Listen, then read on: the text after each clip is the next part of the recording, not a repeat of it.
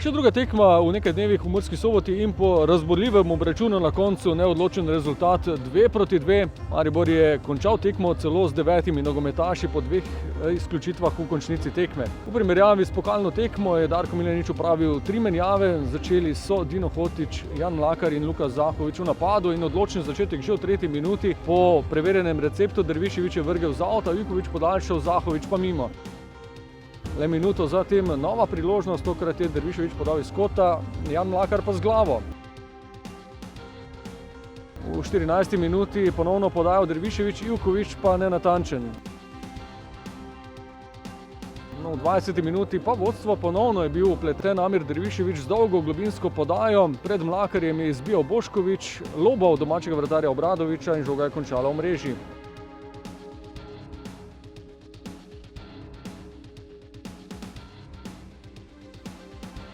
Potem pa v 34. minuti odločitev za 11-metrovko, ob izbijanju Ivkovića je žoga zadela Mileca, ki je imel roko ob telesu. Sodniki so označili kazenski strel, Rok Sirk pa je bil natančen.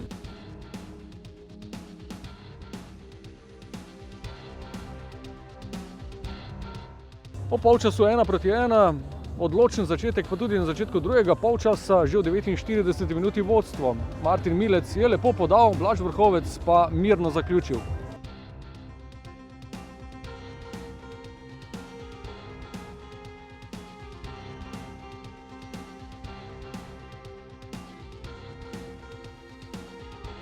Priložnost za povišanje vodstva v 52. minuti, toda strel Mlakarja je ubranil Obradović.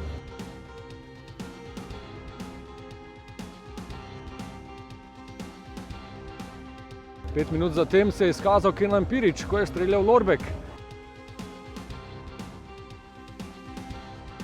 Minuto zatem pa še drugič izenačenje. Najprej je po strelu Lorbek z glavo žoga končala v prečki, ob izbijanju Mileca pa se je srečno odbila do Sirka, ki je zabil še drugič. Do konca tekme nekaj menjav in pa priložnost Dareta Vršiča po kombinaciji po levi strani. Potem pa 2 izključitvi v zadnjih 10 minutah. Najprej Alex Pihler zaradi 2 rumenih kartonov. In potem še Dare Vršič.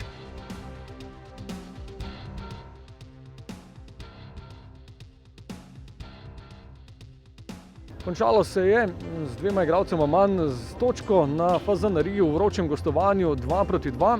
Do konca sedaj preostane še 7 tekem, naslednja že v sredo. V Ljudskem vrtu bomo gostili Aluminij. Mislim, da je dejansko zelo težko analizirati tekmo, zaradi tega, ker bi jo zelo lahko analiziral, če izključim to dogajanje v teh zadnjih 10 minutah. Nažalost pa nam je pozitiven rezultat dvakrat danes na tekmi prinesel napačno razmišljanje. Razmišljanje, v katerem smo mislili, da lahko se pokažemo, da ugajamo nekomu, da pokažemo nekaj več, a dejansko današnja tekma ni bilo za pokazati nekaj več, ampak je bila za odgarati in oddelati in iz tega potem doseči nekaj pozitivnega. Vsaka točka šteje v boju za naslov, tako da tudi iz tega težkega gostovanja na konec koncev tudi točka ni tako slabo. Čeprav smo vsekakor hoteli vse 3, ampak moramo to popraviti in na naslednji tekmi, ko pridemo v vodstvo, še bolj pritiskati in iskati ta gol viška, da ni potem vse tako na knap, kot bo danes.